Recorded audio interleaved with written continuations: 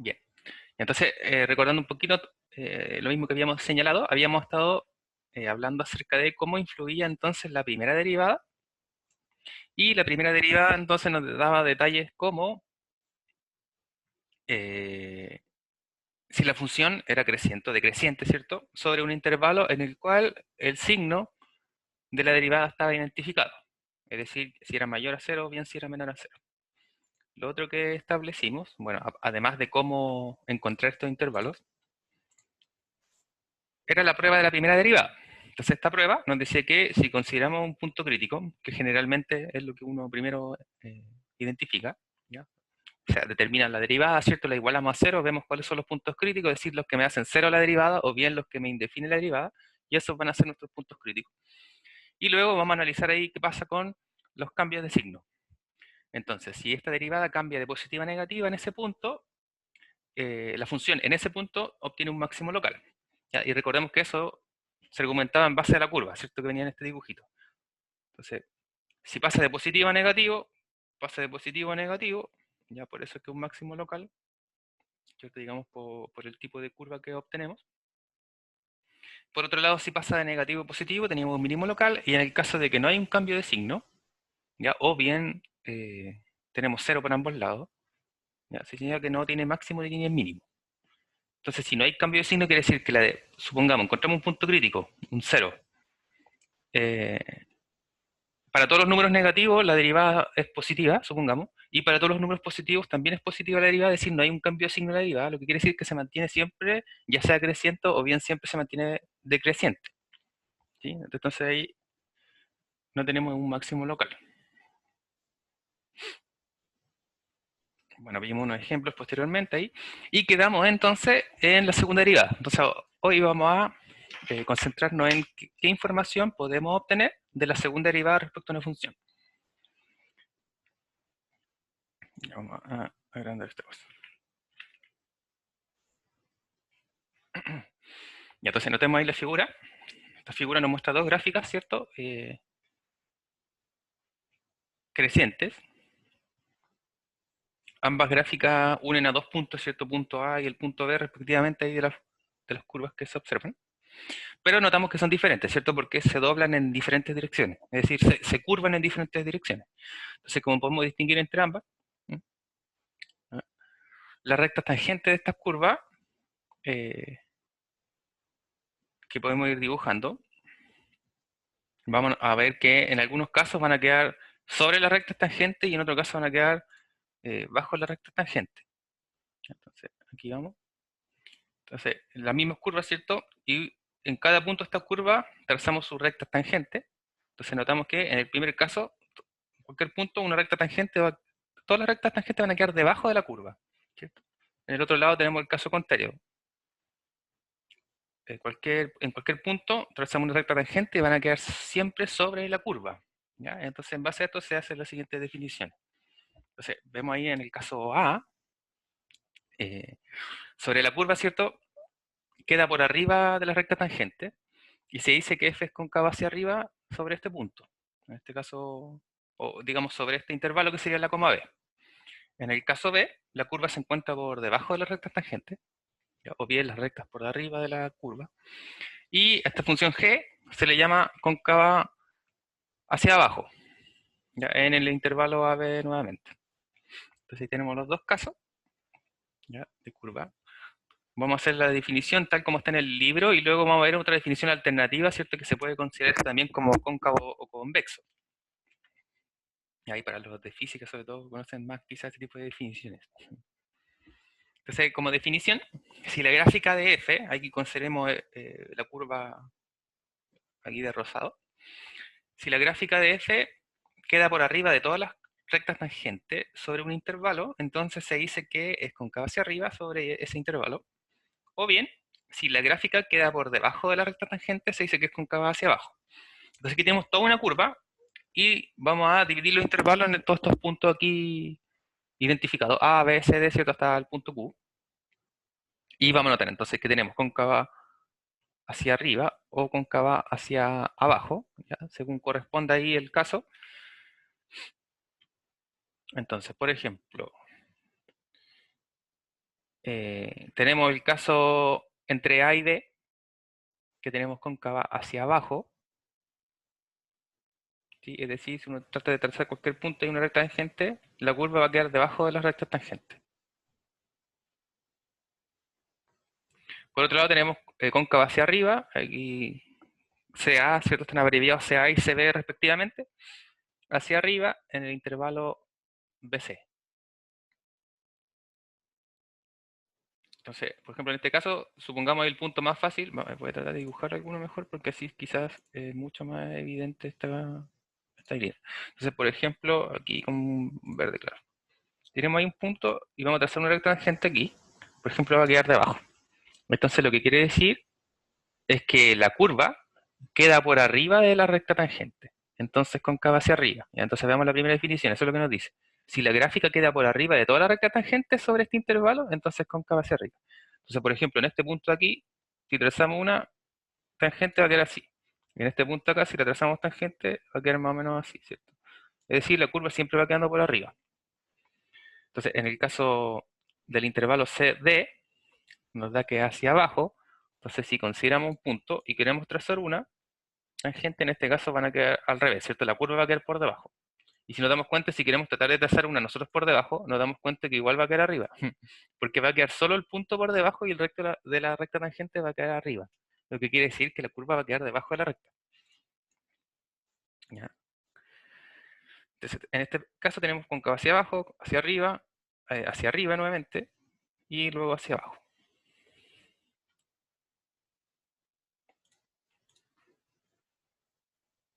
Entonces, alternativamente, o bien por otro lado, podemos denominar con los nombres tanto cóncavo, en el caso de que la recta tangente o la curva esté bajo la recta tangente, cóncavo, y en el caso de que la curva esté sobre la recta tangente, convexa.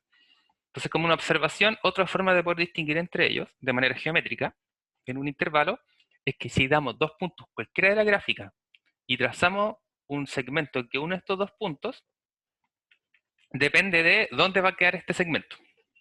Entonces, si el segmento pasa por arriba de la gráfica, la función es cóncava.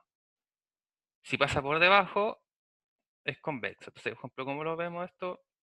Nuevamente vamos a tratar de dibujar aquí con amarillo, supongo. Entonces, dos puntos cualquiera. Supongo, vamos a decir, este punto aquí A y este punto aquí B, de la curva. Trazamos un segmento que lo une. Trazamos un segmento que lo une. Entonces, en este caso, el segmento queda por debajo de la curva.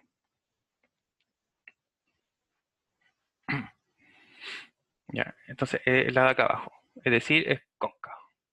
En el caso de acá, supongamos A y B también, y trazamos dos puntos cualquiera, esto queda por sobre la curva, ¿ya? Y en este caso recibe el nombre de convexo. O como decía ya anterior, era cóncavo hacia arriba y cóncavo hacia abajo, ¿cierto? Respectivamente.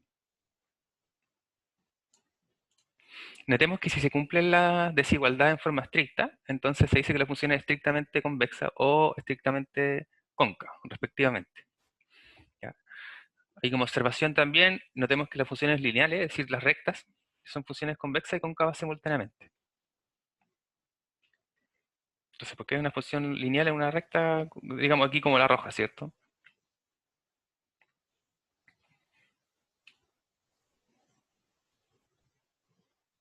Ya voy a... Si vamos muy rápido, no sé. Bueno, esto nos permite establecer un criterio. Entonces, de la misma forma como teníamos el criterio para determinar si una función era creciente o decreciente, ya. Acá tenemos otra forma que nos permite determinar la concavidad de una función con respecto a la información que nos entrega la segunda derivada. Entonces, por ejemplo, en el ejemplo anterior, podemos notar que la primera derivada de la función era creciente, ¿cierto? En el caso de que era hacia arriba o bien hacia abajo.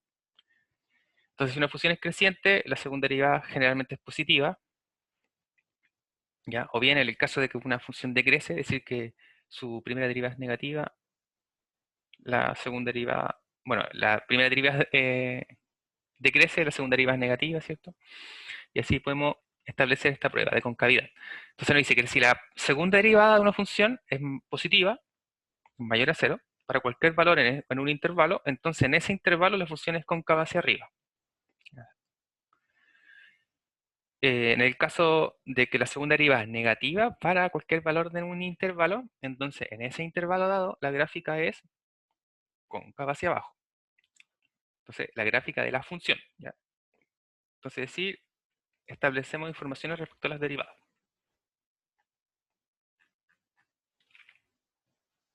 Wow. Como observaciones, notemos la relación que existe entre el signo de la segunda derivada con el hecho de que la primera derivada es creciente o bien es decreciente, ¿ya? Y por lo tanto, ahí con el criterio anterior, es decir, el de la primera derivada, ¿cierto? Podemos establecer eh, este criterio de la segunda derivada, o prueba de concavidad.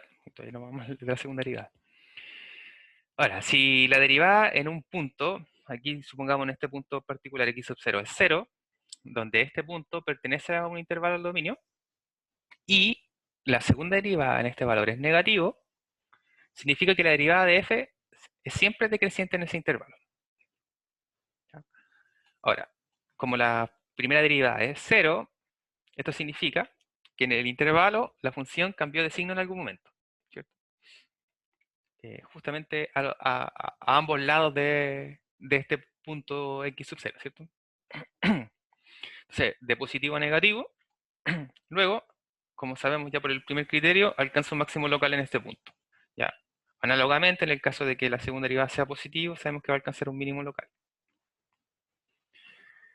La tercera observación nos dice que en el caso de que la segunda derivada sea exactamente 0, ¿ya? Para algún valor de este intervalo, representa que ahí tenemos una función lineal.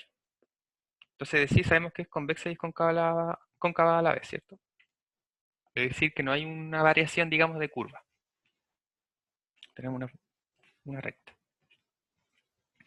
Entonces, notemos aquí las relaciones que hay entre ahora la primera derivada y la segunda derivada, y si hacemos, digamos, una igualdad de la segunda derivada con respecto a 0 para obtener alguna de la información. Entonces, agregamos una definición de la cual ya habíamos hablado un poquito en la clase de antes. Consideremos un punto P sobre una curva I igual a f de x. Llamaremos punto de inflexión si la función es continua en este punto y la curva cambia de ser cóncava hacia arriba a cóncava hacia abajo, o bien viceversa, en este punto. Es decir, si hay un cambio de signo de la derivada, ¿cierto? En ese punto se le llama punto de inflexión. O bien que en algún momento pasa de ser creciente a decreciente, ¿cierto? Según lo que hemos establecido anteriormente. Como observación, consideremos que si la función es derivable en un punto, y si existe un intervalo abierto que contiene a este punto, tal que para algún elemento x de este intervalo, la definición de punto de inflexión va a implicar que alguna de estas dos cosas ocurren. Una, que la segunda derivada es negativa si es que x es menor que este punto c. ¿Ya? Entonces, para todo x en este intervalo, que sea menor que c. Y la segunda derivada va a ser positiva para los valores que sean mayores que este c, que este punto de inflexión. ¿Ya? Y el segundo caso es lo contrario. ¿Ya? Entonces decir que depende del signo de x directamente el signo de la derivada. ¿Ya? Posteriormente vamos a hacer algunos ejemplos que lo más probable es que van a terminar aclarando todas estas cosas, teniendo una función dada y tratando de analizarla con todo lo que hemos visto hasta ahora de aplicaciones, lo cual nos permite incluso llegar a terminar el gráfico de una función. Que esa es más o menos la idea, digamos, de todo lo que hemos estado viendo desde mínimo y máximo hasta ahora. Bien, tenemos la prueba de la segunda derivada. Posterior a esto, es decir, la segunda derivada nos da información, entonces la vamos a utilizar. Supongamos la segunda derivada existe, claramente, ¿cierto? En un punto dado y es continua en esta función. Es decir, en el fondo, si la segunda derivada existe en este punto, ya tenemos asegurada la continuidad, ¿cierto? Si la primera derivada en un punto cero, es decir, si c es un valor crítico, ¿cierto? Un número crítico. Tenemos c un número crítico y además la segunda derivada evaluada en c es positiva, entonces f tiene un mínimo local en este punto. Por otro lado, nuevamente, si c es un número crítico de la función, es decir, si su primera derivada es 0, en este valor, y la segunda derivada evaluada en este punto C es negativo, entonces la función tiene un máximo local. Entonces vemos que esto surge de la primera, de la prueba de la primera y con la información que obtenemos de la segunda derivada respecto a la primera derivada. ¿Cierto? Porque digamos esta de acá era la que nos aseguraba que este era un número crítico o valor crítico. Entonces, por ejemplo, dice ahí, en el inciso A cierto, porque si la segunda derivada es positiva cerca de un punto C, tenemos que la función es cóncava hacia arriba en cerca de ese punto. ¿Ya? Esto significa que la gráfica está sobre su recta tangente. Y por lo tanto, como está sobre la recta tangente, tiene un mínimo local. Entonces, si está sobre la recta tangente, es curva de este tipo, ¿cierto? Como vimos ya en los dibujos. Es de este tipo. Y aquí van la recta tangente y como la curva está sobre, es de este tipo, por lo tanto, el mínimo va a estar claramente ahí. Y es posible identificar, digamos, en alguno de estos puntos. ¿En qué punto? Justamente donde la derivada se haga cero, ¿cierto? Esa era cóncava. Claro, claro, que uno se termina confundiendo entre concavidad hacia arriba y concavidad hacia abajo, bien convexo y cóncavo. Me parecía bastante particular el hecho igual de que los libros de cálculo, al menos ambos, hablan de concavidad hacia arriba o hacia abajo en vez de cóncavo convexo, tanto el Thomas como el Stuart. Entonces, por eso supongo que vamos a tratar de quedarnos quizás con esa forma de expresarlo. Entonces aquí no tenemos una función, tenemos f, consideramos ahí p eh, el punto en cuestión de nosotros, que sería un número crítico, ¿cierto? En el cual en algún momento vamos a identificar ahí qué pasa con él. Ya. Entonces tenemos la primera derivada de la función en ese punto 0, ¿cierto? Por eso encontramos, digamos, que en C es un punto crítico. Luego la segunda derivada 0, o sea, si es positiva, en este punto, cóncava hacia arriba. Entonces, vamos a aplicar estas cosas y vamos a discutir acerca de la curva x a la cuarta menos 4x cubo respecto a la concavidad. Puntos de inflexión, máximo y mínimos locales. ¿Ya? Y vamos a utilizar toda la información que obtenemos para tratar de esbozar una curva. A ver, y de todas formas, antes del ejemplo, no sé si a algunos les interesa mirar un poco, la prueba de la segunda derivada, el, el libro la omite un poco, sí, me parece pero también se puede esbozar ahí algún tipo de demostración de alguno de los dos. Entonces, para la prueba de la primera derivada, me parece que nosotros hicimos con el positivo, porque en realidad es análogo, ¿cierto? Si lo que cambia es que uno después va a cambiar los signos, ¿no? Por ejemplo, podríamos esbozar ahí un, un sketch of proof de esa cosa. Entonces vamos a ver este ejemplo, voy a ir abriendo la pizarra mientras, y nos vamos a cambiar entonces la pizarra.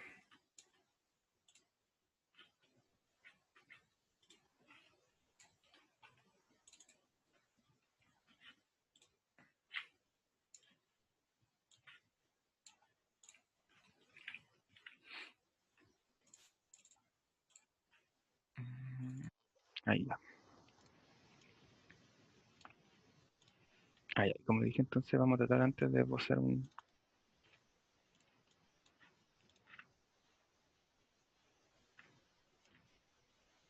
algo de la prueba, entonces la segunda derivada.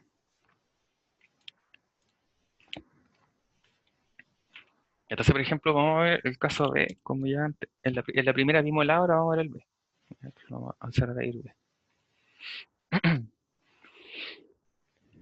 Y entonces, nuestra hipótesis que nos dan en la prueba de la segunda derivada, tenemos estas dos cosas, ¿cierto? Y tenemos que probar entonces que y eso implicaría que f tiene un máximo local. Bien, entonces, suponemos la hipótesis, ¿cierto? Es decir, que f' balón C0 y que f' balón C es negativo. Bueno, como tenemos que la segunda derivada es negativa, pero sin embargo la segunda derivada por definición, sabemos que esto es el límite cuando h tiende a 0 de la primera derivada, ¿cierto? ¿Evaluada en qué cosa? Evaluada en el punto, que en este caso C más h, menos f' balón C sobre h, ¿cierto? Recordemos que si fuera la primera derivada, lo mismo con f, ahora si la segunda derivada, la definición se aplica con la primera derivada y así sucesivamente. Si generalmente uno lo hace por álgebra derivada esto en vez de hacerlo por definición, obviamente por lo largo, pero sale también. Y entonces tenemos esto por definición. Ahora lo que nos dicen es que la primera derivada en C es 0, ¿cierto? Es decir, como esa cosa es 0, quiere decir que este término de acá se nos hace 0. Por lo tanto, esto es el límite cuando h tiende a 0 de f' evalúan C más h sobre h. Y lo que nos dicen de la segunda derivada de evalúan C que es negativa, ¿cierto? Que es negativa. Luego, entonces ahí vamos a tener que hacer un análisis con respecto a los términos que están en juego aquí adentro y los signos que vamos a obtener de eso. Ya, entonces tenemos dos casos, ¿cierto? Uno, si h es negativo, si nuestro h es negativo, voy a poner dos puntos. ¿Qué sucede con esta cosa? O sea, si h es negativo, ¿qué va a pasar con el signo de la derivada de c más h? Aquí yo lo observé. Entonces, observemos acá el límite. Necesitamos que esto sea negativo. Tenemos un cociente. Por lo tanto, si h ya es negativo, la única forma de que todo esto sea negativo es que lo de arriba sea positivo, ¿cierto? Por lo tanto, esto tiene que ser positivo. Y si la primera derivada en este punto es positiva, por lo que nosotros sabemos es que la función es creciente en este intervalo. Y vamos a poner entonces.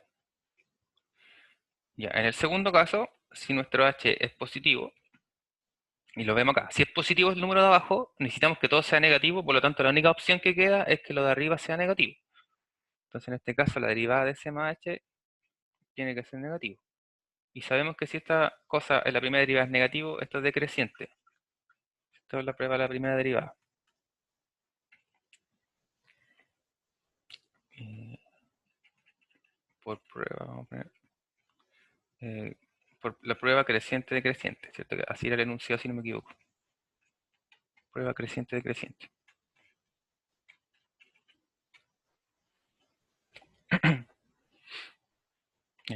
De hecho, en este caso el caso A, el caso B, así.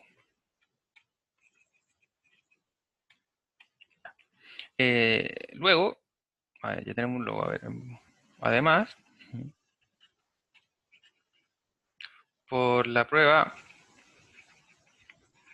de la primera derivada, que nos decía la prueba de la primera derivada que si hay un cambio de signo. Entonces, nuestra primera derivada pasa de positiva a negativa. Pasa de creciente a decreciente. Entonces, la primera, en el caso A en particular, cuando dice que nos pasamos de creciente a decreciente, f tiene un máximo local. En este punto, ¿cierto? Que sería en C. Y ahí terminamos la prueba. Entonces, para el caso A es lo mismo, pero es al revés, ¿cierto? Entonces uno comienza suponiendo que esto es positivo. Entonces, ¿cuál es la única forma de que esto sea positivo? Que ambos sean positivos o bien que ambos negativos, ¿cierto? Entonces, eh, análogamente, digamos, el caso A sería, si h es negativo, también esto debe ser negativo, por lo tanto aquí es decreciente. Ahora, si acá al revés, si este es positivo, este también tiene que ser positivo, ¿cierto? Porque positivo dividido positivo es positivo sería ese caso. Y ahí sería creciente. Y si paso de decreciente a creciente, por la misma prueba de la primera derivada, tenemos que es un mínimo local. ¿Ya? Y ahí se prueban las dos situaciones A y B.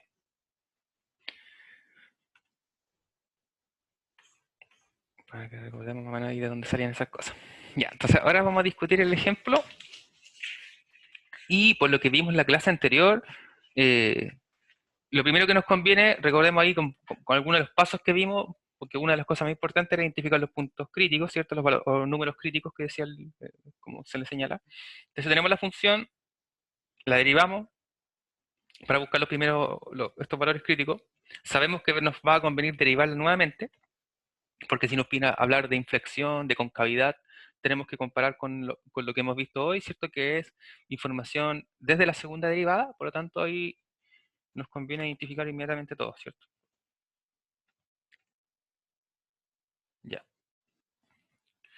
Bien, entonces si la función es x cuarta menos 4x cubo, entonces, ya, lo primero que identificamos entonces es la primera derivada de la función. Como esto es polinomio, ¿cierto? Derivamos nomás. Por potencia todo. Oye, ahora hablando de potencia, me acordé que en la prueba, eh, los que se equivocaron en el ejercicio 2 fue lamentablemente porque aplicaron derivada de la potencia, ¿cierto?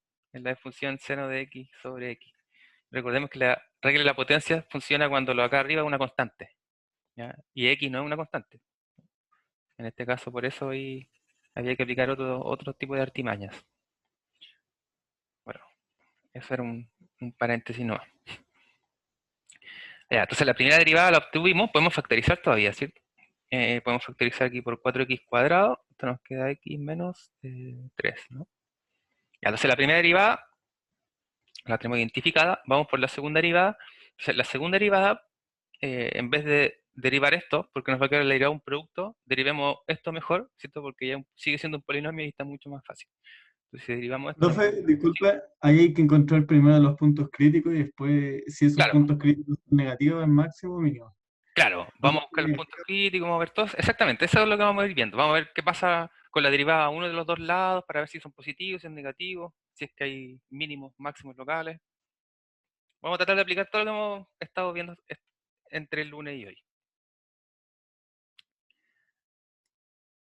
Entonces, la segunda derivada, derivamos este término, ¿cierto? Bueno, como señalamos, derivamos mejor la primera parte porque es polinomio, en cambio la cara de un producto. El resultado debería dar equivalente, pero el polinomio es mucho más fácil, ¿cierto? Entonces derivamos nuevamente por potencia 24x. Entonces podemos factorizar nuevamente por 12x. Y tenemos x menos 2. Ya, entonces ahí tenemos primera y segunda derivada listas, identificadas. Entonces, ahora bien, buscamos los números críticos eh, y cómo se buscan los números críticos, las derivadas, ¿cierto? Las evaluamos en cero. Entonces, esto ocurre para... Entonces, la primera derivada. Tenemos acá la primera derivada. Tenemos 4x cuadrado x menos 3. ¿Cuándo se hace cero? Cuando el x vale 0 o si el x vale 3, ¿cierto? Entonces, para x igual a 0 y x igual a 3. Dame un segundo, por favor.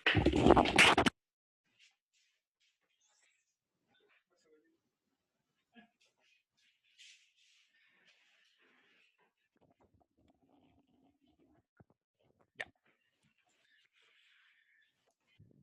Ya, entonces encontramos esto.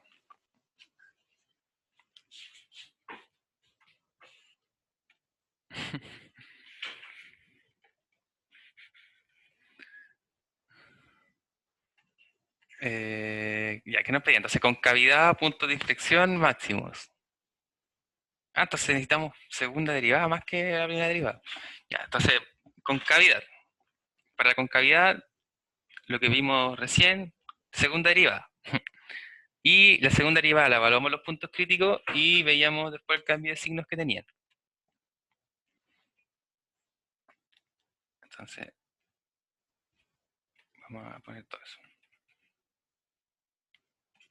Por prueba de segunda derivada,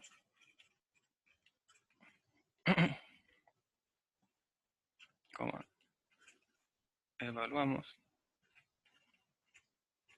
los números críticos.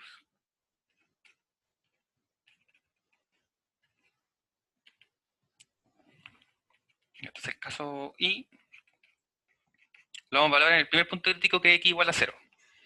Y entonces, voy a poner por aquí el link ya. Entonces, para x igual a 0, ¿qué es lo que pasa? Evaluamos en 0, la derivada. Entonces, en este caso sabemos que es 0. Bueno, esto es obvio, ¿cierto? De hecho, por eso llegamos a que es punto crítico. Ya. Pero recordemos que las condiciones que vimos en delante, una era que la primera derivada evaluada en esta cosa fuera 0 y después había que ver en la segunda derivada si había un cambio de signo, ¿cierto? Entonces, ahora la segunda derivada la vamos a evaluar en el mismo punto. Y tenemos que ver qué pasa. Ya, en este caso, la segunda derivada que tenemos acá es 12x, esa cosa. los puntos críticos o números críticos de la segunda derivada vemos que son el 0 y el 2. Por lo tanto, en 0, nuevamente me da 0, ¿cierto? Es decir, la primera derivada en 0, 0, la segunda derivada en 0, 0, y como vimos en la observación, si pasaba esto, no había ningún cambio. Es decir, no nos dice nada el criterio.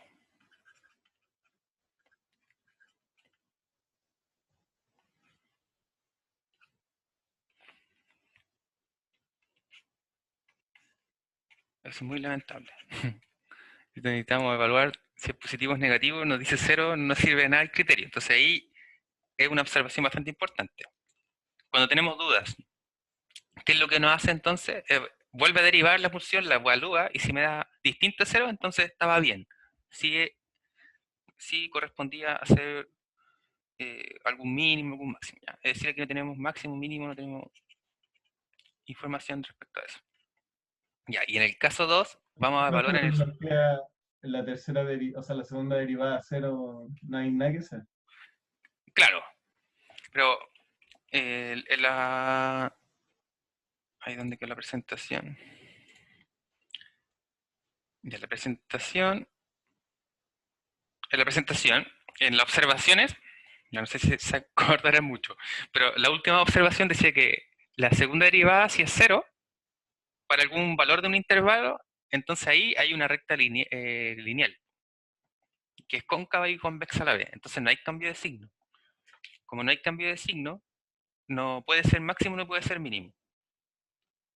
Porque que no hay cambio de signo, en el fondo quiere decir que si uno tratara de imaginarse una curva que pasa por ese punto, tiene que ser algo que hace como esto, más o menos.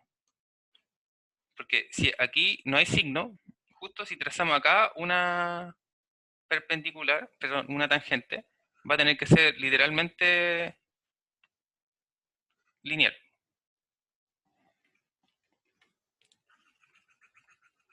Queda muy fea esa cosa, perdón. Entonces, es decir que la curva tendría que ser más o menos en ese punto, supongamos acá va a estar el C0, tendría que ser algo así, en el que pase de uno a ser al otro, por ejemplo. Entonces aquí no puede haber máximo ni puede haber mínimo. Entonces, si sí o sí va a ser mínimo cuando cambie así, y sí o sí va a ser máximo en el cambio, considerando solo la de abajo, si es que va a pasar algo como ese estilo. Entonces es un punto de inflexión. Eso es algo que vamos a ver también. Pero justamente esa es una de las cosas que queremos buscar. Donde hay esos cambios, ¿cierto? Es donde pasan estas cosas. Muy bien. Ya, entonces para el otro punto crítico, que era x3, vamos a hacer lo mismo. Entonces, la primera derivada es valor en 3. Ya, esto sabemos que es 0, porque por eso era punto crítico. La segunda derivada también tenemos que valorar en 3. Ya, entonces, la segunda derivada nos dio esa cosa. Entonces nos da 12 por 3 y 3 menos 2 es 1. Entonces nos queda 12 por 3 nomás y eso es 36. Sabemos que esto es mayor que 0, es positivo. Entonces ahí ganamos algo. Ese es un mínimo. Muy bien. Entonces, f evaluado en 3, porque recordemos que el punto que estamos buscando como mínimo va a ser el punto c, f evaluado en c, ¿cierto? Porque estamos hablando de puntos. Entonces aquí, ojo ahí como observación. Lo que uno dice, el punto es en c igual a tanto, o en x igual a c, ya está bien, en esta coordenada. Pero cuando hablamos de puntos, sabemos que todos los puntos tienen dos coordenadas, ¿cierto? X, y, y la segunda siempre es la función evaluada en el x. ¿Ya? Entonces, tenemos el 3 y queremos ver f evaluado en 3.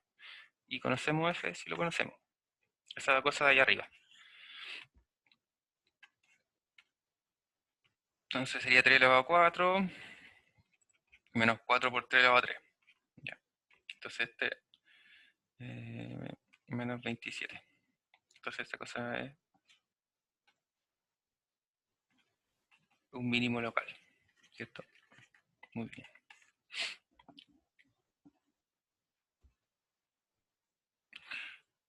Entonces, notemos Además que f'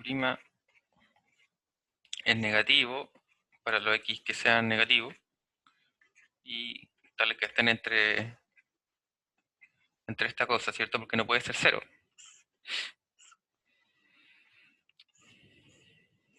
Entonces, f', el primero, si queremos ver los signos de esta función nomás, como el x cuadrado, vamos a copiar esto que hice y llevarlo para allá.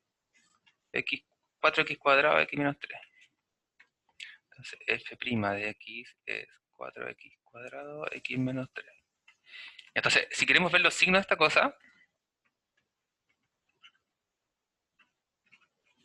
pero si lo queremos ver para todo x en su dominio, analicemos los signos del resultado. Tal como ustedes lo hacían para las inecuaciones de cierta y desigualdad y todo eso, en R. Entonces, el x cuadrado sabemos que x, oh, perdón, sabemos que los x cuadrados son mayores a 0 para cualquier x en R, ¿cierto? Eso lo vimos por propiedad. Así que esto es positivo, sí o sí. Ahora, lo de acá depende de todo esto. Entonces, si vemos el x que tenemos que evaluar, si el x de acá es negativo, esto todo es paréntesis negativo, por lo tanto todo va a ser negativo. ¿Ya? Por eso que sale esta observación. Ahora, sabemos que no puede ser 0, porque si es 0, esto se hace 0, y todo esto sería igual a 0, por lo tanto no sería negativo, ¿cierto? Por eso que el intervalo, digamos, no dice directamente desde x menor a 3, ¿ya? Sino que dice desde x menor a 0 y después x entre 0 y 3, pero sin considerar el 0. Porque ahí no sería negativo porque esto sería 0 en realidad, si esto era por eso. Y luego el valor de acá viene considerado justamente por el interior del paréntesis. Si x es menor a 3, al restarle 3 sería negativo. Entonces todo sería negativo, ¿cierto? Ya de ahí vienen estas observaciones.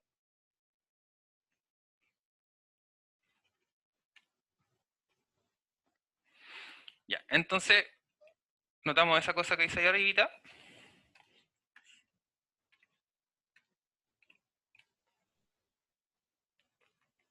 Esto es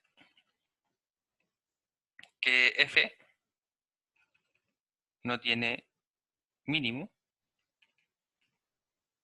ni máximo local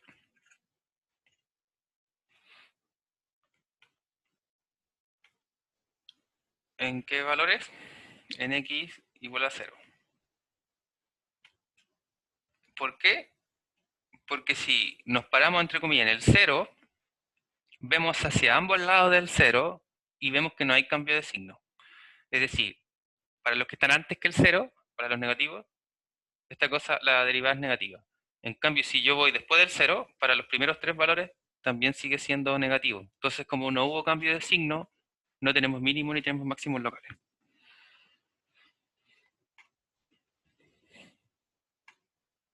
Y según la definición entonces que teníamos ahí, ¿cuál sería un punto de inflexión? Cuando pasamos de ser cóncavo hacia arriba a ser cóncavo hacia abajo, ¿no? Y en este caso, ¿qué sucede?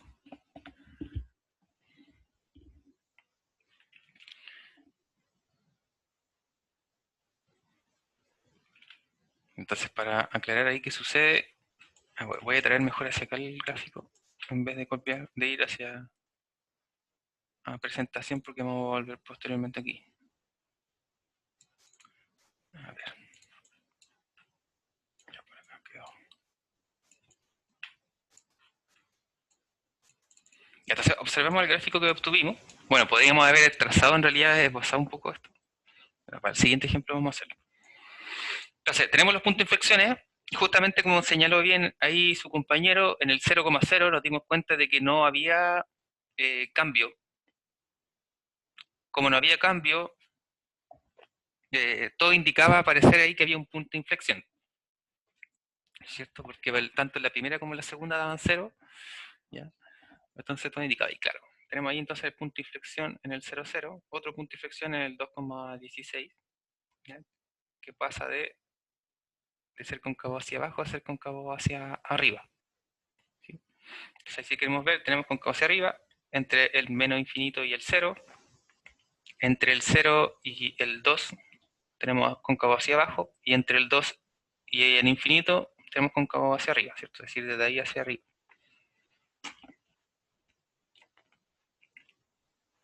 Entonces, en base a este tipo de análisis, podemos esbozar gráficas de funciones conociendo este tipo de detalles. O sea, ¿qué es importante al momento de graficar? Las intersecciones con los ejes, ¿cierto? Los puntos críticos, justamente, que son los que nos van a dar los cambios ahí de concavidad, si la función es creciente o decreciente, ¿cierto? Entonces podemos ir esbozando por intervalos o por tramos, ¿cierto? En ciertos puntos de la coordenada X vamos a poder ir dibujando por trazos este tipo de curvas presentadas.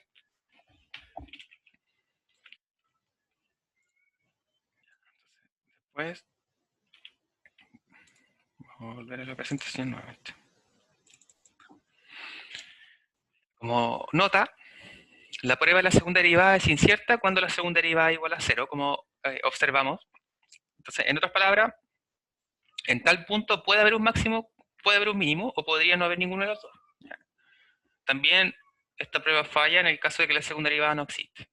Entonces aquí hay cierta, entonces en este caso, como decíamos, no nos decía nada, ¿cierto? Nosotros notamos que no teníamos idea. En el fondo es incierto para este caso de la segunda derivada. Entonces en tales casos, uno utiliza la prueba de la primera derivada, ¿ya? Como se señala, de hecho, aun cuando se aplican ambas pruebas, la de la primera derivada es a menudo mucho más fácil de utilizar. Dependiendo de las funciones, ¿cierto? A veces solo llegar a la segunda derivada de una función nos va a poder complicar, y en el momento de evaluarla, a veces con mayor razón. Se supone que la mayoría de las veces cuando se puede hacer, no va a ser algo eterno, justamente con ese fin. Entonces vamos a ver un otro ejemplo.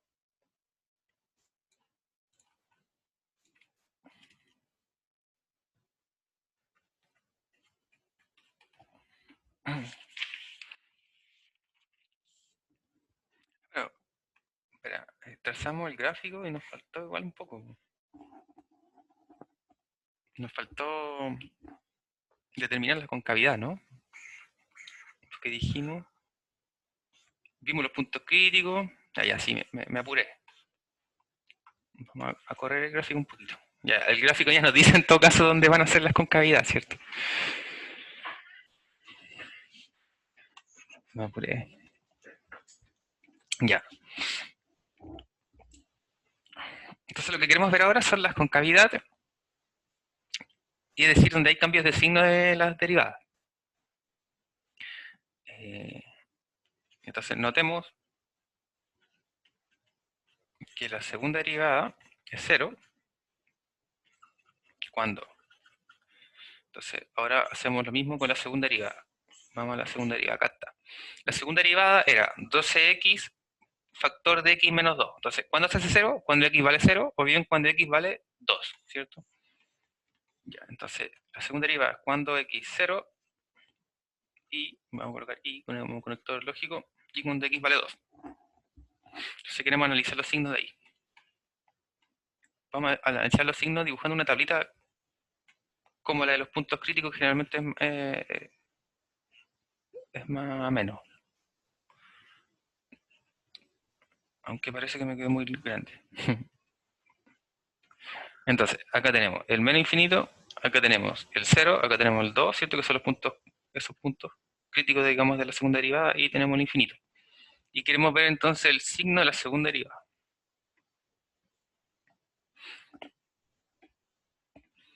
Ya, entonces, si consideramos un x cualquiera que esté en este intervalo entre menos infinito y 0, en otras palabras, un x negativo.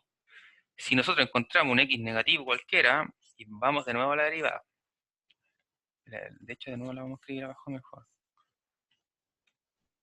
para no estar todo el rato yendo. Entonces esto era 12x, x menos 2, creo. Sí. Ya, entonces si es negativo, ¿qué nos va a quedar? Si cogemos cualquier x negativo, tenemos un x negativo menos 2, el resultado de aquí dentro va a ser negativo, y el de acá afuera, 12 por algo negativo va a ser negativo, negativo por negativo va a ser siempre positivo. Entonces, en el caso de que x es negativo, la derivada siempre es positiva. Cualquier duda que quede en este tipo de evaluaciones me lo hacen, porque generalmente lo hacemos súper rápido, considerando los valores de acá. Ya, pero vuelvo a repetir. Entonces aquí uno lo que hace es, si x está acá, aquí, en este intervalo, entre el menos infinito y el cero, quiere decir que cualquier número negativo que sea x, pues cualquier número negativo, y lo cambio por acá y por acá, este me da negativo, y lo de dentro del paréntesis como es negativo menos negativo, bueno, negativo menos algo sigue siendo negativo, y producto de dos negativos positivo, por eso me queda positivo. Bueno, al otro extremo también va a ser positivo, ¿cierto? Porque si es mayor a 2, lo de acá adentro va a ser positivo, y lo de acá adentro también, y positivo, positivo, positivo. En cambio, si estamos entre el 0 y el 2, lo de afuera es positivo, ¿cierto? Porque cualquier número entre 0 y 2 es positivo. Entonces, el 12 por algo positivo es positivo. Sin embargo, acá adentro, como es menor que 2, estricto, esta resta va a ser negativa. Entonces, positivo por negativo es negativo, ¿cierto? Y ahí tenemos entonces las concavidades. Es decir, bueno, aquí para responder rápido nomás, vamos a poner concavidad, vamos a colocar hacia arriba, hacia abajo, hacia arriba. Generalmente uno lo escribe, ¿cierto? Pero digamos por... ya me conocen. Por apurado además. Bueno, entonces lo que concluimos, como ya vimos que había el 0, ¿cierto? Entonces tenemos el punto, el 0 como f de 0 era importante. Vimos que valoran 0, 0 y la de segunda derivada también. La primera derivada de balón 0, 0. F de balón 0, 0. Entonces este punto, como ya habíamos visto en principio, ¿cierto? Era el punto de inflexión. El punto de inflexión. Digamos, solo lo mencionamos, pero no lo habíamos formalizado. El 0,0 es punto de inflexión. Además, bueno, un detalle importante es que si es punto de inflexión, entonces significa que esta cosa, el 0,0, pertenece al gráfico de la función. Al gráfico de la función. ¿Ya? Y eso es importante porque quiere decir en el fondo que este punto sí pertenece, ¿cierto? Que el origen siempre es muy importante para hacer cualquier comparación y cosas por el estilo, y a veces no pertenece a la función o al gráfico de una función dada. ¿Y qué otro valor teníamos como... el 2. El 2 de acá, ¿cierto? Entonces, el 2, f de 2, que sería 2, y f evaluado en 2. Tenemos f por acá arriba. Si lo evaluamos en 2, este es fome, ¿cierto? Que 2 elevado a 4, 2 elevado a 3, esto es 2 elevado a 2, ¿cierto? Entonces tenemos 2 elevado a 4 menos 2 elevado a 5. Factorizamos. Nos queda 16 negativo, ¿cierto? Es decir, este punto también es de inflexión. Ya, y ahí sí estamos de acuerdo entonces con el gráfico. Entonces, observamos, tenemos el 0,0 punto de inflexión, el 2,16 punto de inflexión, donde cambian ahí, ¿cierto?, las concavidades. Y como vimos acá, entonces, entre el menos infinito y el 0 es positiva, acá es negativa la concavidad y acá es positiva.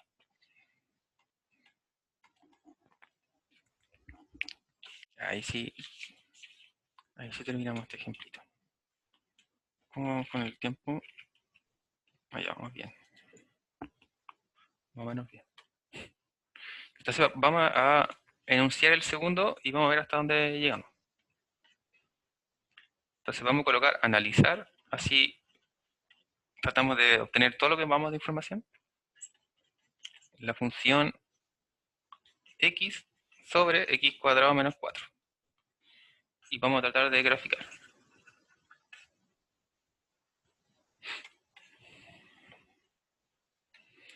Ya, si queremos tener la mayoría de la información, partamos desde lo más básico, el dominio. Entonces, el dominio de f, bueno, es racional. Vemos que el denominador, si x vale 2, x vale menos 2, ¿cierto? Entonces, le quitamos el más menos 2. Vamos a quitárselo por separado mejor. Como 2. Entonces, todos los reales es menos el 2 y menos el menos 2, ¿cierto? Ahora, ¿por qué pasa eso? Porque el denominador, la única forma que sea 0, ¿cierto?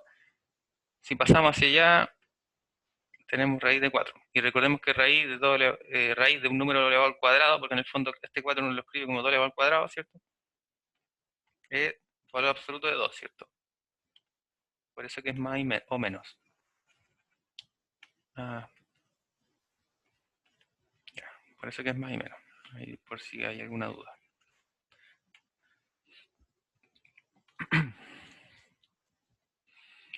Eh, como vemos que la función, o y, que f de x igual y, ¿cierto? Es 0, cuando es 0, solamente si x vale 0, ¿cierto? Es decir, la función es 0 solamente si x vale 0. Lo que quiere decir esto es que el 0,0 también pertenece a la función, al gráfico de la función. ¿Ya? Es decir, contamos con el origen. Y además esta es una intercepción, ¿cierto? Bueno, intercepto con los ejes. ¿Ya? Entonces vamos identificando más o menos por dónde va pasando esta cosa. ¿Qué otra cosa podemos ver? Ahora, estamos como analizando desde funciones que empezamos. Ahora, mediante los límites habían cosas que podíamos saber. Si es que existían asíntotas en la función y cosas por el estilo. Ya, entonces, ¿dónde siempre existían las asíntotas? En la indeterminación de la función. Entonces, nuestra función como racional, la indeterminación en los valores del dominio, ¿cierto? Que sería el menos 2 y el 2, y me indetermina la función. Entonces, en estos valores pueden pasar ahí cosas un poco raras. Entonces, como el x menos, oh, me equivoqué, x cuadrado menos 4. X cuadrado menos 4 es 0, como vimos ya, solo si es más menos 2. Entonces estas son asíntotas verticales. ¿Por qué verticales? Porque, bueno, voy a dibujar esto y lo voy a borrar rápidamente.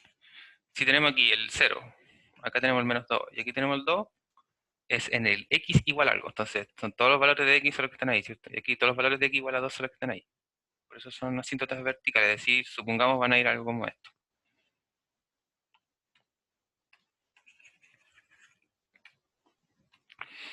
Ya, ¿qué otra cosa podemos obtener? Por otro lado, si queremos ver si es que existen asíntotas horizontales, ¿cómo se sacaban las asíntotas horizontales? Con los límites cuando x tendía al infinito, ¿cierto? Entonces vamos a colocar más o menos infinito para ver y después separar si es que hay algún como situación particular. Entonces la función, me da como aquí a la cuarta y a la 2, menos 4. Entonces, como vemos que tenemos un x cuadrado, y recordemos que si el grado del denominador era mayor que el numerador, generalmente uno factorizaba por este término cuando era el límite hacia el infinito. Entonces aquí tenemos el límite cuando x tiende al más menos infinito. Entonces quiero decir, bueno, vamos a factorizar por x cuadrado. Entonces x factorizado por x cuadrado es 1 sobre x. Y ahí está el truco. Factorizamos por x cuadrado al denominador, me da 1 menos 4 sobre x cuadrado. ¿Cierto? Ahí es cosa de comprobar, este por este me da x, y abajo esto me da.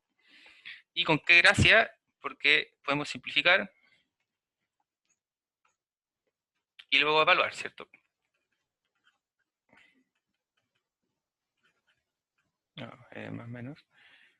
Entonces nos quedaría 1 sobre x, en el denominador nos quedaría esta cosa, y si evaluamos el límite, cuando es infinito esto da 0, y nos queda 0, ¿cierto? 0 sobre 1 que es 0.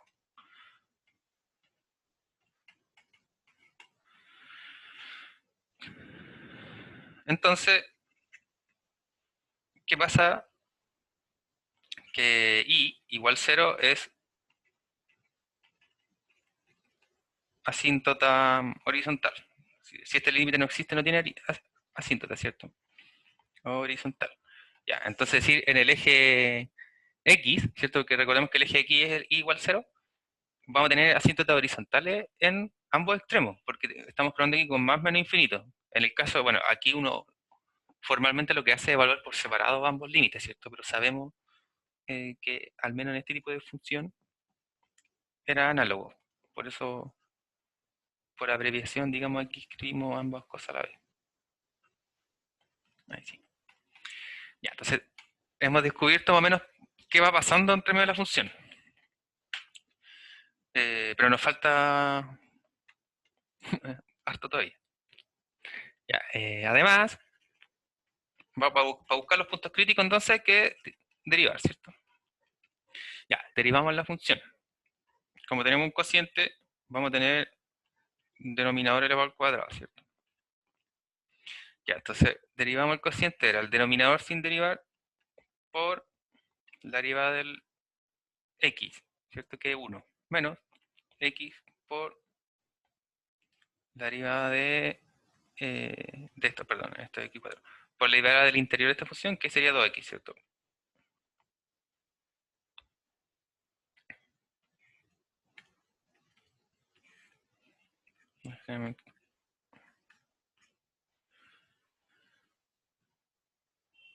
Bien. Bueno, aquí podemos quitar los paréntesis. Acá multiplicamos, tenemos 2x cuadrado, ¿cierto? Entonces tenemos, bueno, vamos a escribir todo mejor para no equivocarnos.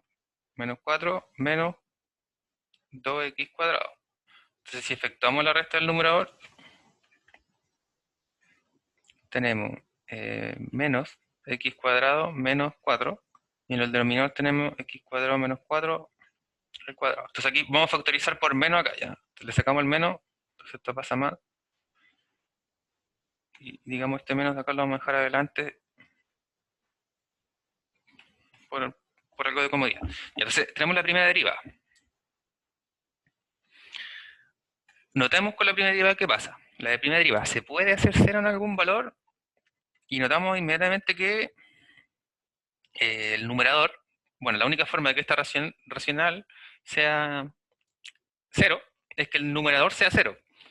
Pero el numerador tenemos x cuadrado más 4. Sabemos que x cuadrado es positivo para cualquier x. Entonces positivo más otro positivo siempre es positivo, por lo tanto esto jamás puede ser cero. Para cualquiera sea el x en el dominio de esta cosa. Ya, entonces, eso nos dice harto, ¿no? Porque si la primera derivada no se anula en ningún valor, nos dice que no hay puntos críticos.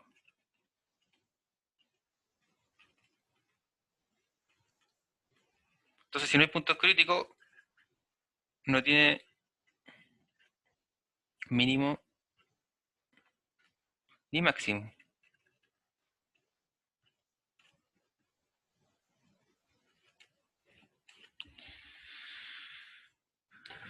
Bueno, no tenía mucha gracia aparecer la función entonces. Ya, por otro lado, ¿qué más podemos ver? Si la función es creciente, es decreciente. Entonces, dado que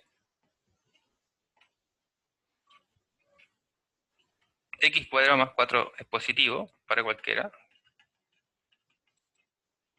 ¿cierto? Porque este término es positivo, 4 es un número real.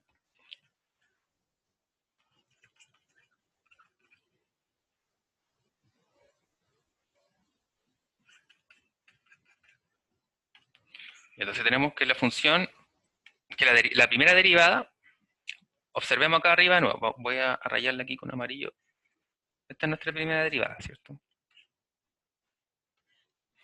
Ya. Entonces, vimos que no podía ser cero. De hecho, en particular, como x, cualquier cosa elevada al cuadrado es positiva, lo de abajo, o sea, el numerador siempre es positivo. El denominador también. ¿Por qué? Porque tenemos un binomio elevado al cuadrado, entonces todo esto es positivo. Como esto es positivo y esto es positivo, la fracción es positiva. Pero como tenemos el mes negativo, lo que nos quiere decir en el fondo es que esta derivada siempre es negativa. Oh, me equivoqué de color. Entonces, esta cosa es negativa para cualquier x que esté en su dominio.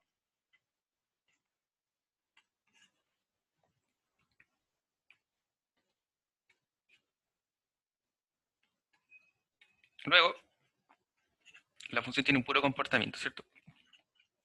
Es decir, esta función decrece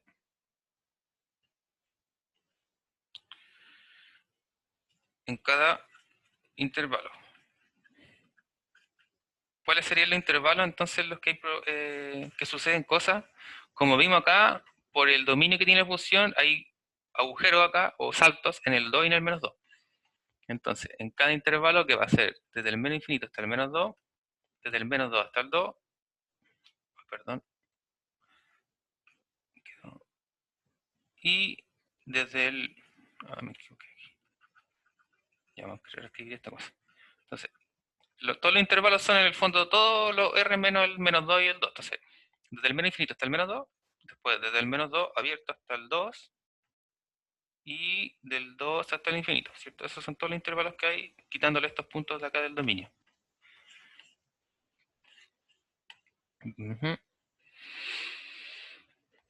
Entonces ya, encontramos ese tipo de cosas. Ahora, ¿qué nos falta?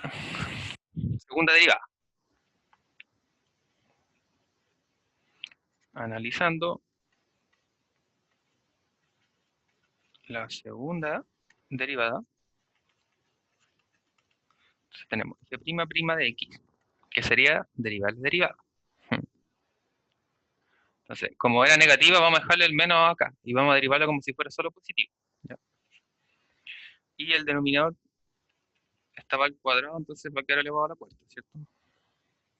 Ya, entonces, observemos. Esta era la derivada. Entonces, derivar el cociente, el denominador sin derivar, por la derivada del numerador. La derivada del numerador vemos que es 2x, ¿cierto? Entonces vamos a tener 2x, factor de el denominador sin derivar, menos, y ahora es al revés, el numerador sin derivar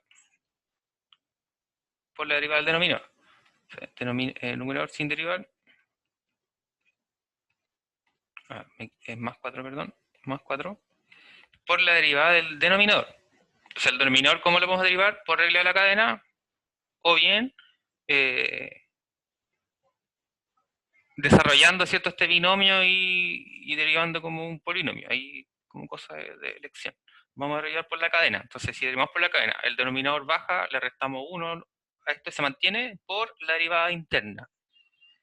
Entonces sería 2 por ello, estaba elevado al cuadrado, entonces menos 1 me queda elevado a 1, ¿cierto? Por la derivada de lo de adentro, que sería 2x. Y cerramos todo el paréntesis por este negativo de acá para no olvidar. Entonces este negativo lo vamos a mantener. Vamos a ver, vamos a tratar de factorizar aquí por todo lo común que podamos. Entonces, ¿qué términos comunes tenemos? Tenemos un 2x, tenemos acá otro 2x, este nuevamente el de afuera. Y tenemos este término, ¿cierto? Un x cuadrado menos 4, también es un término común de ambos. Entonces, vamos a factorizar por el primer término, que solo le falta uno de estos, ¿cierto? Es decir, un x cuadrado menos 4. Así, si yo multiplico todo este término con este, me quedaría este elevado al cuadrado. Menos, y en el segundo, la segunda expresión, ya el 2x lo factorizamos, este lo factorizamos, entonces me queda el resto, que es 2 factor de x cuadrado más 4. Y ahí cerramos. Y el denominador se conserva. Ya, simplificamos esto con uno de los denominadores, ¿cierto? Que le vamos a traer ahí. Y esto de acá arriba lo vamos a desarrollar. Perdón, olvidé el paréntesis final. Vamos a desarrollarlo aquí arribita, ya, aquí. Y después lo vamos a reescribir inmediatamente abajo. Entonces, nos va a quedar x cuadrado menos 4 menos, desarrollamos acá, tenemos menos 2x cuadrado menos 2 por 4, 8, ¿cierto? Entonces vemos, tenemos menos x cuadrado menos 2. Entonces en realidad esto es menos. También vamos a factorizar por menos y nos queda menos x cuadrado más 2. Y entonces ahora expresamos. Entonces afuera nos quedó el 2x, adentro nos quedó el x cuadrado más 12. El menos, con este menos se cancelaron, y ahí no se coloca nada, y el denominador queda al cubo. Ya, me parece que está correcto. Ahí me confirman aquellos que están siguiendo y revisando, si es que no me salte nada. Y si nos saltamos vamos a obtener cosas falsas de la función, ¿cierto? Ya, entonces esta es nuestra segunda derivada. Vamos a volver a marcarla aquí para después fijar la vista más fácilmente. Ya, ¿qué nos dice la segunda derivada entonces? Que si la segunda derivada se hacía cero en algún valor, tenemos posibles valores de inflexión, ¿cierto? Ese era un otro punto. Entonces, en este caso, mirando la segunda derivada, ¿puede pasar esto? Sí, puede pasar esto porque ¿en qué punto se hace cero la segunda derivada? Nuevamente observamos. Como vemos que este producto tiene un x cuadrado más 12, el x cuadrado jamás negativo o jamás va a ser menos 12, ¿cierto? Es decir, esto de acá no me anula la segunda derivada. Es decir, el único punto es que si x vale 0. Si x vale 0, la segunda derivada va a ser 0. Entonces, como la segunda derivada, oh diablos, es 0, vamos por acá, si x es 0, entonces el 0, bueno, como 0, supongo que es 0,0, a ver, veamos la función, como, sí, sí. El 0,0 es un posible punto de inflexión. Entonces, según la observación que hicimos delante, ¿cómo podemos confirmarlo? Volvemos a derivar, ya esta es como la parte más asegurada de todas. Uno vuelve a derivar la anterior, derivamos la segunda derivada y vemos si existe evaluan 0. Si no, o sea, si es distinta de 0, evaluan 0, estamos listos. Uno confirma que entonces es un punto de inflexión. Esto vamos a dejarlo aquí como observación, sí, porque no lo... Entonces, si F3' evalúan 0 es distinto de 0, vamos a poner así, lo confirma. Ya, vamos a dejarlo eso como ejercicio. Entonces tienen que derivar la derivada. Ahí regla el cociente nuevamente. Y cuando le tenga que derivar el numerador, tiene que aplicar la del producto también. Bien. Ya, entonces, eso en el fondo solo para determinar si nos da o no. ¿Cómo uno puede concluir en realidad que la derivada distinta es 0? Si usted le da algo parecido a esto, donde hay un x como un factor del numerador, sí o sí evalúan 0, 0. Entonces, en el fondo, si no me da un producto que depende de x. ¿Qué quiere decir esto? Por ejemplo, supongamos que f' de 3 nos da algo así como 4 factor de, no sé, x cuadrado más 1 por cualquier cosa acá. ¿Qué quiere decir esto? Que si x vale 0, solo me hace 0 esto, y no toda la derivada, ¿cierto? En cambio, si la derivada fuera algo como, supongamos, 2x factor de x más 3 sobre algo, si x vale 0, inmediatamente toda la derivada es 0, ¿cierto? Entonces, en el fondo lo que hay que ver es que la tercera derivada no tenga como un factor directo x. Es la forma, digamos, sencilla de probar de que es distinta de 0 en evaluan 0. Mediante análisis de función, más que nada. Ya, y para la concavidad, nos queda ver entonces solo los signos de la segunda derivada. Vamos a verlos por separado. Entonces, si x es menor que menos 2, entonces recordemos que en el menos 2, en el 0 y en el 2 teníamos cosas raras, ¿cierto? Que pasaban cosas raras. Ya, si el x es menor a menos 2, la segunda derivada, ¿qué pasa con la segunda derivada? Entonces tenemos la segunda derivada acá, la tenemos acá. Ya, vemos con los valores.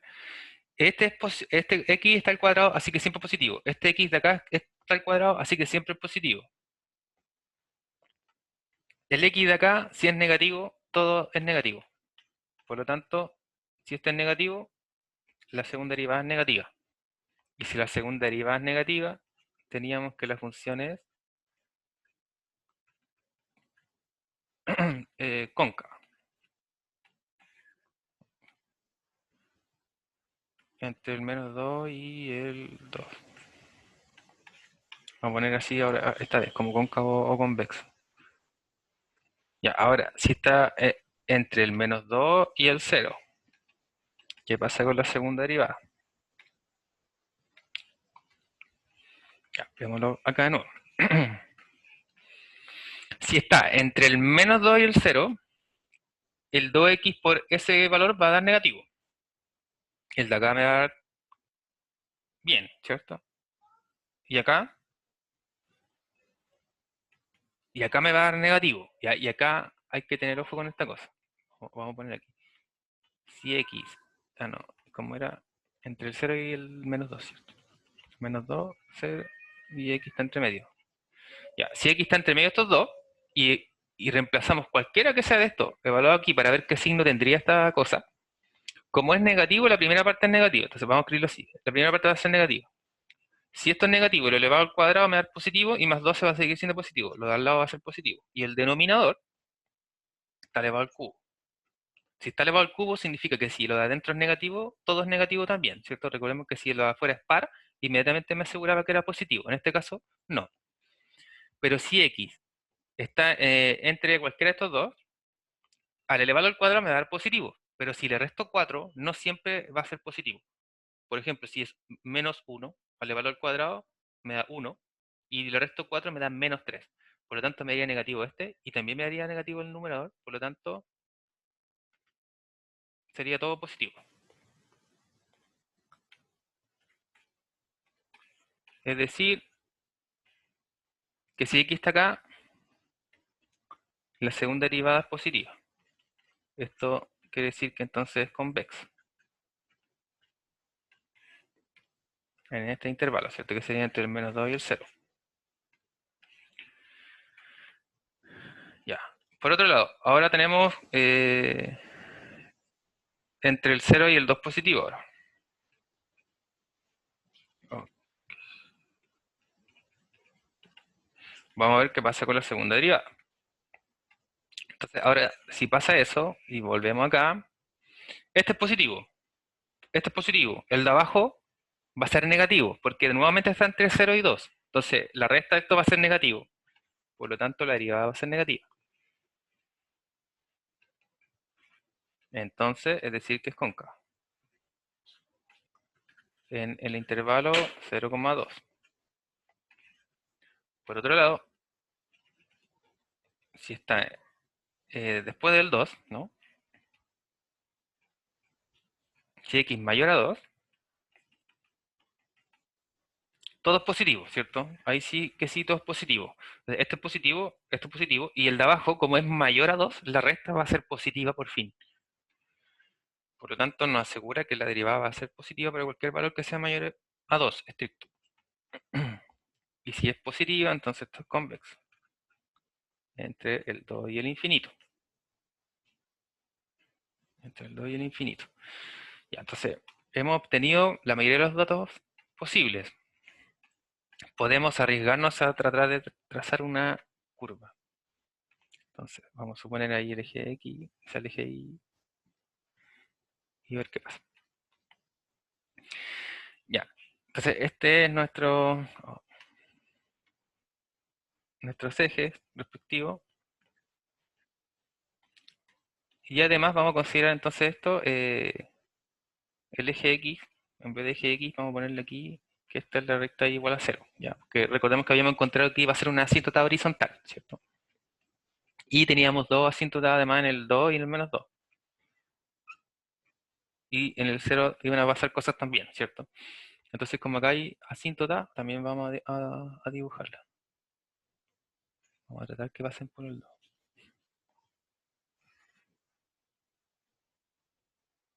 Supongo que están derechos. Ya. Ya, entonces, ¿qué nos decía? Que para los valores menores que menos 2 es cóncavo. Es decir, hacia abajo, ¿cierto? Y anteriormente habíamos tenido que los intervalos, ¿cierto? ¿Dónde decrece? Entonces vimos que decrece en estos intervalos.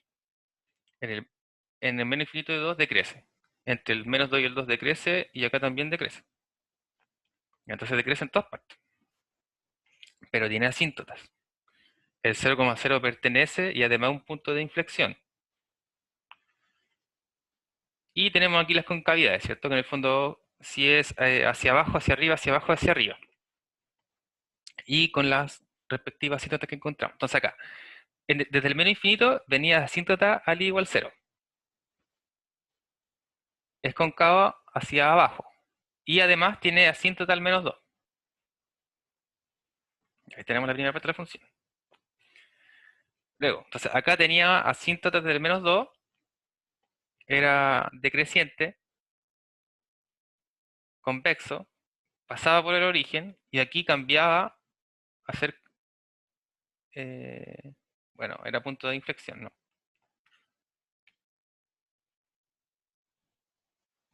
Sigue siendo decreciente y cambia a ser cóncavo, hacia abajo.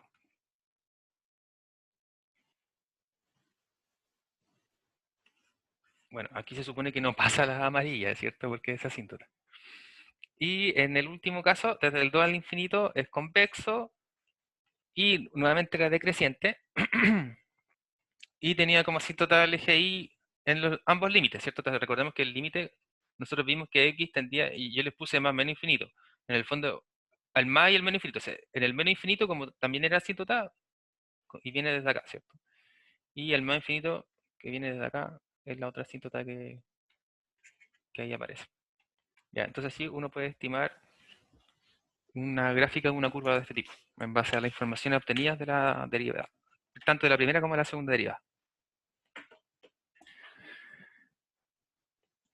Oh, me acabo de fijar en el tiempo.